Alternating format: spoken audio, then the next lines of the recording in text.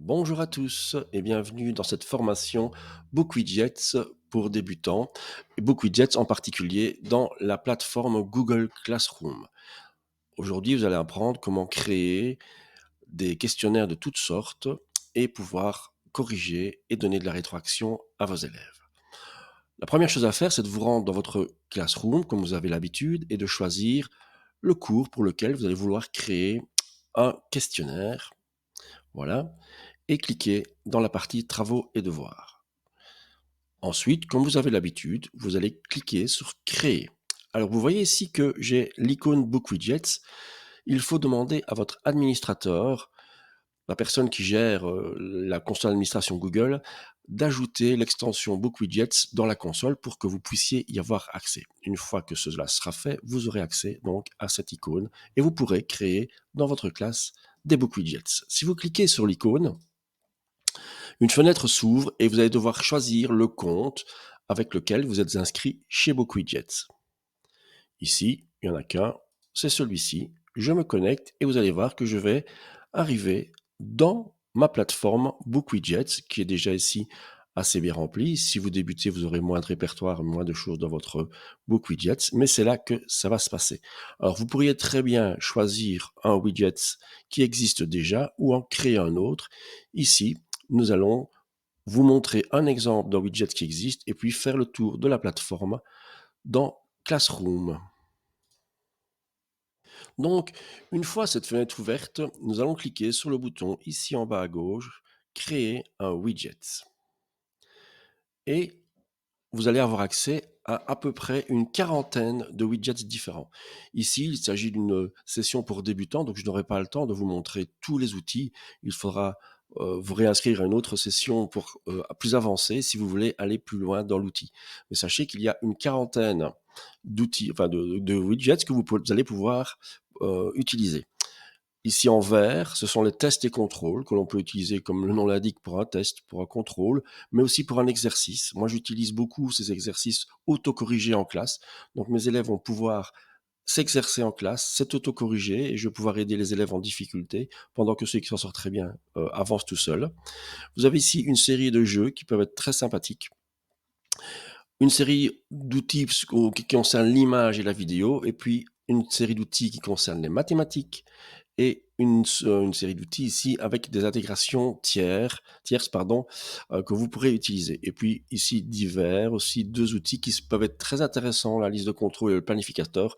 Mais de nouveau ici, il s'agit d'une formation pour débutants, donc nous n'aurons pas le temps d'aller aussi loin dans la chose. Je vais vous montrer un exemple de BookWidgets et puis vous montrer comment vous pourrez en créer un, le donner à vos élèves à travers Google Classroom et puis corriger le travail de vos élèves.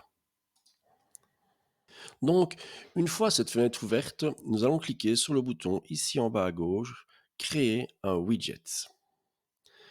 Et vous allez avoir accès à peu près une quarantaine de widgets différents. Ici, il s'agit d'une session pour débutants, donc je n'aurai pas le temps de vous montrer tous les outils.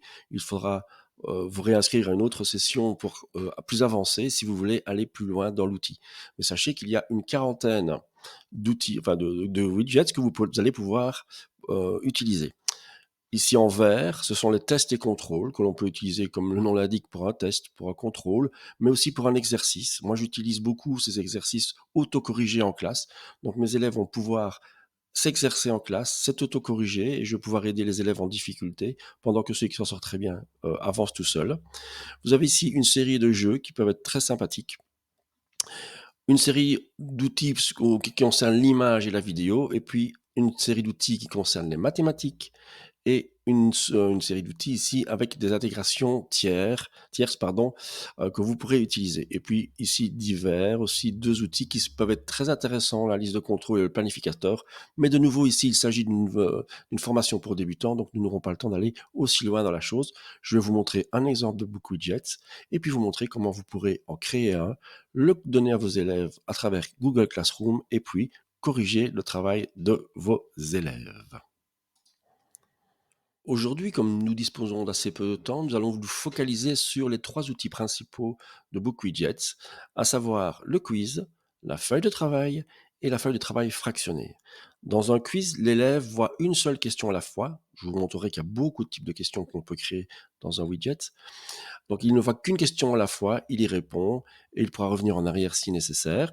La feuille de travail, c'est comme un quiz, mais l'élève voit, comme sur un papyrus, toutes les questions les unes en dessous des autres. Donc, il peut scroller de bas en haut pour avoir ses questions. La feuille de travail, la feuille de travail fractionnée, euh, d'un côté de la feuille, on va avoir une ressource, telle qu'un texte ou une vidéo que l'élève pourra faire défiler ou écouter, visionner. Et l'autre partie de la feuille, il y aura les questions que l'on veut poser sur la ressource. C'est aussi une pratique assez utilisée par les professeurs dans BookWidgets. Maintenant, je vais donc vous montrer comment créer un widget. Donc ici, on va cliquer sur le bouton en bas à gauche, créer un widget, et on va partir sur une feuille de travail. Voilà. Pour plus de facilité, avoir plus de place sur mon écran, je vais cliquer sur le bouton ici en haut à droite pour passer en plein écran. Voilà, donc je passe en plein écran, donc je profite de toute la taille de mon écran. Première chose à faire, c'est donner un nom. Voilà, et c'est BookWidget. Vous pouvez donner une description, ce qui peut être intéressant en fonction de la classe, par exemple, pour laquelle vous préparez l'évaluation. Ce sera visuellement intéressant quand vous aurez tous vos widgets sous les yeux, en tout cas les répertoires. D'accord? On va ajouter une question ici. Hop, une première question. On va simplement créer une question à choix multiples. Alors, vous voyez ici, tous les types de questions, c'est énorme. Voilà, j'en utilise beaucoup, c'est vraiment très riche. Pardon. N'hésitez pas à fouiller, à essayer et à prendre une seconde formation pour aller plus loin dans BookWidgets. Donc ici, on fait une question à choix multiples. Voilà. Quelle est la capitale de la France, par exemple? OK. Alors, j'insère une première réponse. On va mettre Paris. On va mettre Bruxelles. Et on va mettre Madrid, par exemple. OK. Donc, vous devez évidemment cocher la bonne réponse. Et vous pouvez aussi choisir l'ordre aléatoire des réponses. Donc, les propositions vont être mélangées dans les questionnaires, ce qui peut être sympa. Voilà. N'hésitez pas à aussi pousser sur le bouton aperçu ici. Hop, qui va vous permettre de voir la question telle que l'élève va le voir, d'accord? Donc ici, on peut au même répondre, hein, d'accord? Ça permet toujours de voir si ma question est bien rédigée, s'il n'y a pas de souci dans le questionnaire. Je peux fermer pour revenir à ma interface de création de questions. N'hésitez pas non plus à scroller et à aller vers le bas pour voir tous les menus, d'accord? On peut donner des explications, des indices. De nouveau, je n'aurai pas le temps de vous montrer tout ça, mettre de l'audio en image. Le menu le plus important, probablement, c'est le menu options de correction et de notation. C'est là, par exemple, que je vais pouvoir mettre le poids de la question. Donc ici, il y a une bonne réponse, c'est sur 1, mais je pourrais très bien décider que cette question est sur un demi-point, donc, et vraiment, ou sur 2 points, d'accord? Donc ça, c'est vous qui choisissez le poids de la question, c'est super important. Quand vous avez terminé la rédaction de votre question, vous pouvez ajouter une question ici en cliquant sur Ajouter une question. Je vais donc maintenant ajouter une question image à annoter, ici la petite voiture. Je clique sur l'image et je vais indiquer, voilà, complète carte, pardon, la carte suivante. D'accord? Et je vais ajouter, d'accord, ici, l'image d'arrière-plan. Et vous voyez ici que je peux soit choisir une image sur mon PC, soit importer une image de mon Google Drive, ou alors chercher une image en ligne. C'est ce que je vais faire pour vous montrer que, en fait, ici, si je tape, on peut peut-être taper carte Europe, on va même muette pour voir, voilà, décidément, ok, voilà, ça ne va pas.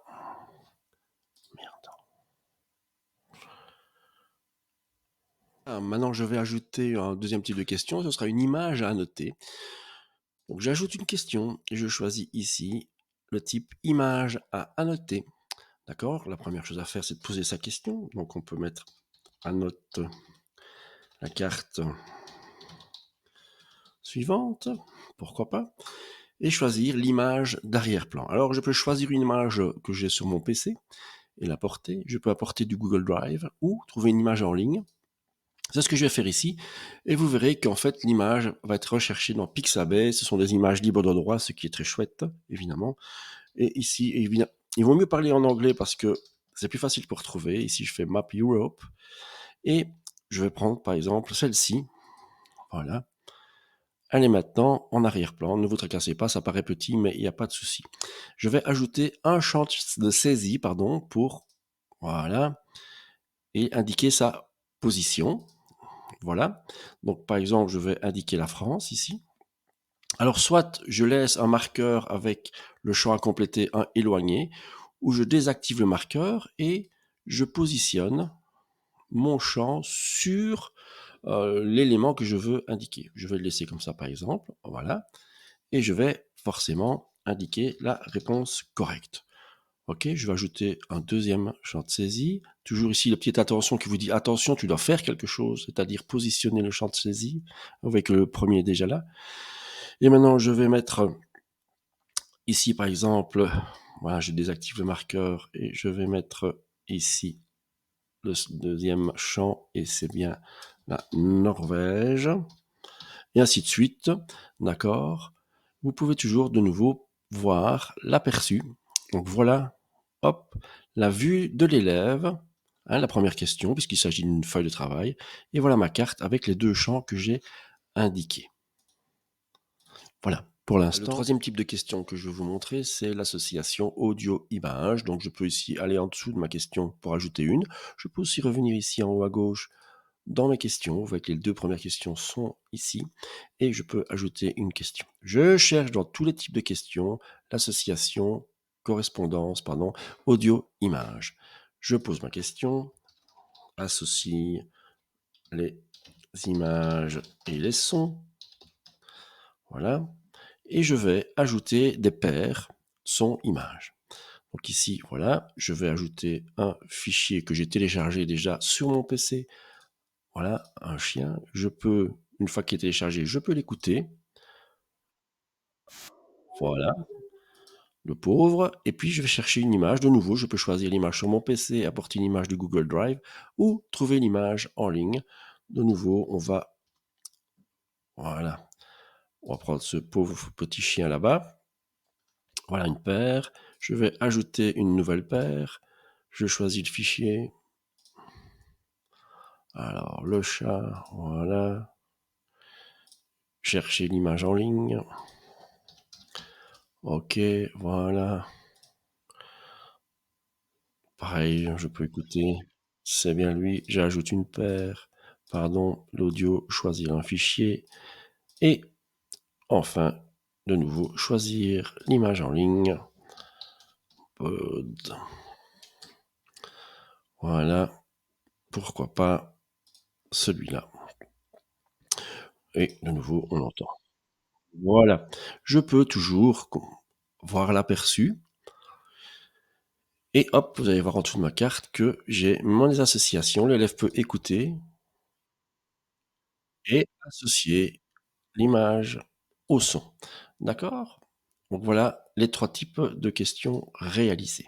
Voilà, donc maintenant qu'on a vu les questions et à quoi les questionnaires ressemblent, il est temps d'un petit peu aller se pencher sur les options du questionnaire, en tout cas certaines petites options.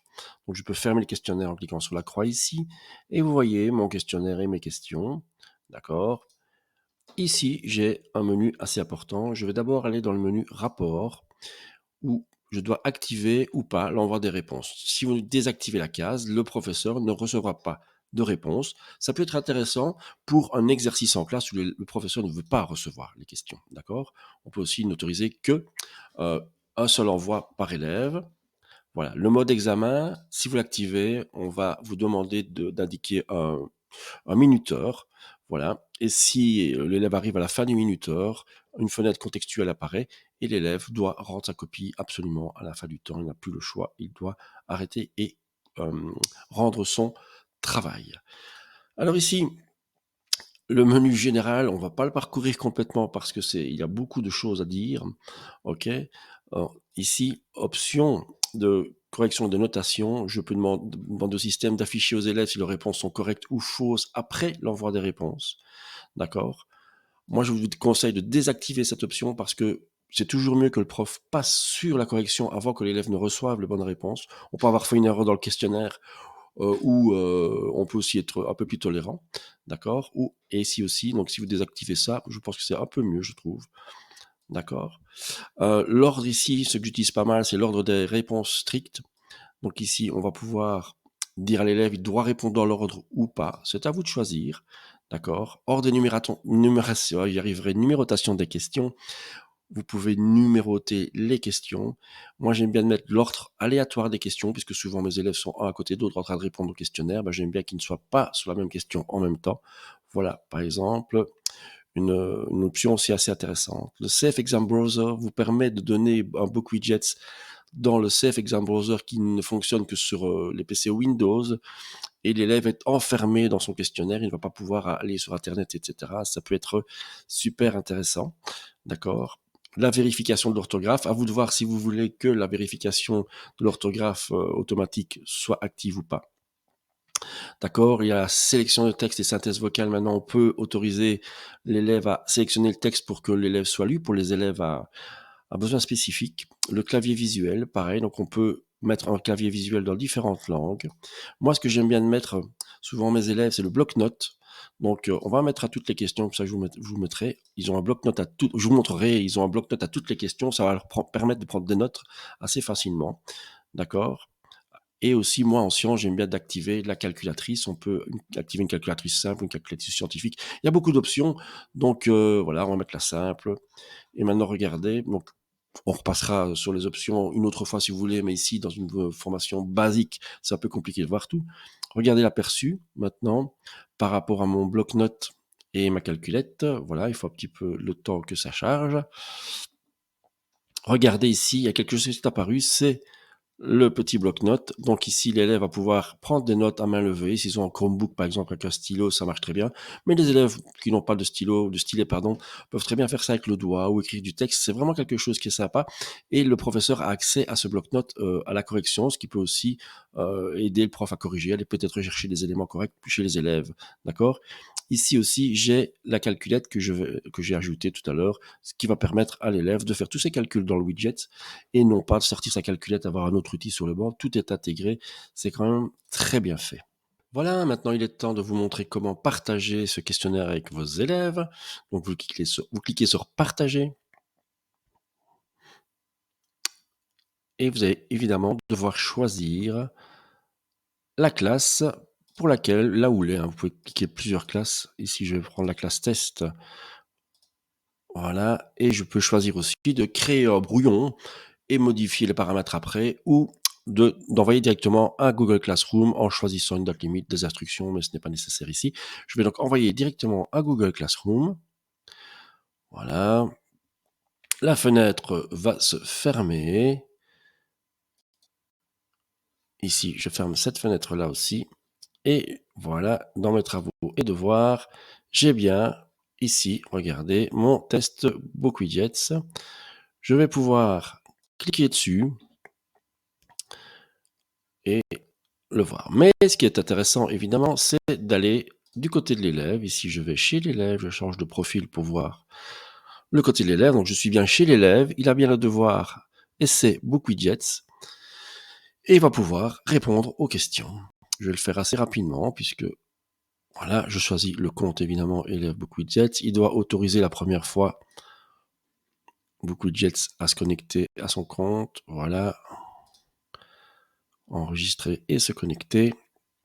Voilà, une fois que c'est fait, il ne devra plus le faire. Vous voyez, je suis en mode examen, 30 minutes, j'ai ma calculette, s'il fallait, j'ai mes brouillons, je suis l'élève, je peux choisir, et je vais répondre, regardez quelle est la capitale de la France, je vais répondre Bruxelles, ici, je vais me tromper, voilà, et là, je mets bien la France, voilà, ici, je peux écouter, ah bah justement, ça se tombe bien, c'est en face du chien, là, c'est le chat, et forcément, le dernier, ce sera l'oiseau. Voilà, je réponds à mes questions. Une fois que j'ai répondu aux questions, je peux envoyer la réponse à mon professeur. Voilà, le quiz a été envoyé avec succès. Vous voyez ici que je n'ai pas décoché les options, afficher les mauvaises réponses ou les bonnes réponses. Donc ici, tout de suite, l'élève a ses réponses. Je vous déconseille de faire ça parce que c'est toujours mieux que le professeur passe en revue et corrige les questions pour être certain que l'élève a la bonne cotation. Voilà, je repasse chez le professeur.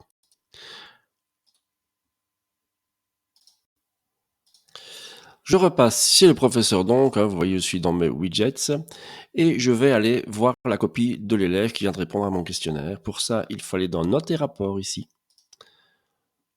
et vous cliquez sur la classe en question, d'accord? Vous avez ici Essai BookWidgets, un élève a répondu aujourd'hui à 16h16, voilà. Et je vais voir le score de l'élève, d'accord? Je peux voir évidemment ici, c'est pas très parlant parce qu'on a un seul élève, mais vous avez des statistiques qui sont très visuelles, d'accord? Je pourrais vous montrer d'autres stats avec beaucoup d'élèves et ça donne quelque chose de très visuel qui va vous permettre d'analyser les difficultés de votre classe et peut-être de prévoir une remédiation, d'accord? Ici, je peux aller chercher la copie de mon élève, voilà, et je peux ici, imaginons que l'élève se soit trompé ou pas, donc je pourrais dire: «Ah oui, mais OK, j'ai toujours la main sur la réponse. Si j'accepte que Bruxelles est la capitale de la France, pourquoi pas? Je vais pouvoir lui mettre les points, d'accord. Ici aussi, hein, je peux dire des choses, non, et par contre, je peux aussi donner un feedback. Donc si je clique sur le mot Suède, je vais dire: «Tu t'es trompé», par exemple, hein, d'accord? Et l'élève recevra ce feedback, d'accord? Ici, on voit que c'est juste, donc je ne vais rien dire de particulier. Je peux aussi donner un commentaire à revoir parce que 5 sur 6, quoique non, c'est bon, hein, on va en être pas mal, hein, voilà. Et je vais donc pouvoir donner du feedback à mes élèves et ils pourront voir ce feedback. C'est très pratique, évidemment. On peut aussi grouper quand on a une classe de plusieurs élèves, on va pouvoir grouper les mauvaises réponses ensemble et pouvoir les commenter. Voilà, ça fait gagner beaucoup de temps parce qu'au final, des questions comme celle-ci, un QCM, on va pas spécialement avoir besoin de les corriger, sauf si nous, on a fait une erreur en tant que prof, mais on va pouvoir se focaliser sur les questions ouvertes et laisser le système corriger les questions plus fermées, les QCM, les associations, etc. Pas besoin de corriger ces questions-là. On passe rapidement en revue pour être certain que le système a bien fonctionné, que mon questionnaire est bien fait, mais je vais pouvoir me focaliser vraiment sur les, euh, les questions ouvertes. Voilà. Et nous voilà donc à la fin de cette petite première formation sur BookWidgets pour débutants. J'espère que ça vous a donné envie de suivre d'autres formations plus avancées. Il y a vraiment moyen de passer des heures de formation, tellement les possibilités sont énormes dans BookWidgets. Et il me reste à vous montrer quand même que dans la plateforme, dans l'accueil, vous avez beaucoup d'aides déjà. OK, voilà. Donc si vous voulez faire des widgets, on a des exemples ici. Donc ici, tout en dessous, vous avez des exemples qui vont vous permettre, regardez, voilà un exemple de quiz, et vous allez pouvoir voir ce que c'est qu'un quiz et le récupérer, le faire effectuer une copie pour partir de ce quiz, d'accord? Vous avez aussi des groupes qui vous permettent de partager des choses entre collègues. Le numérique prend du temps, mais le partage est facile, donc n'hésitez pas à partager.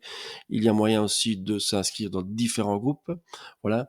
Une dernière chose que je voulais vous dire, c'est que vous pouvez aussi aller sur le site de BookWidgets, d'accord, www.bookwidgets.com, et vous avez ici le support, mais n'oubliez pas de choisir la langue ici. Vous allez prendre en français, d'accord, et cliquez sur Assistance, et vous avez ici des tutoriels, un blog, des webinaires, des forums questions ou encore la possibilité d'envoyer une question à l'équipe technique de BookWidgets qui se feront un plaisir de vous répondre. Voilà. Merci d'avoir suivi cette formation et à bientôt, j'espère.